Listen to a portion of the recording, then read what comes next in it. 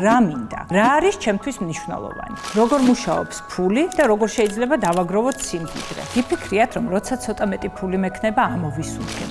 სულ მეგონება, რომ აი მეტი რომ მექნება, მაშინ ვიქნები ბედნიერი.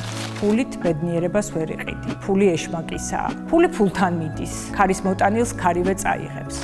თუ გჯერა, რომ სიმდიდრე სხვა ჯურის ადამიანებისთვისაა, ტვინი საერთოდ აღარ ეძებს გზებს, როგორ გამოიმუშაო, დააგროვო და დაიცვა შენი ფული. შემოსავლის ზრდა საკმაოდ ძლიერად უკავშირდება ყოველდღიურ ემოციურ კეთილდღეობას. ამიტომ არის ფული კარგი მსახური და ცუდი ბატონი. მე ვარ ნანა მიქაშავითე, ბიზნეს კონსულტანტი, 20 წლიანი გამოცდილებით საბანკო და ფინანსურ სექტორში და მიგრაციის საერთაშორისო ორგანიზაციასთან ერთად წარმოგიდგენთ ვიდეო სერიებს, რომელიც მიგრანტებს და მათი ოჯახის წევრებს მდგრადი ფინანსური კეთილდღეობის მიღწევაში დაგეხმარებათ.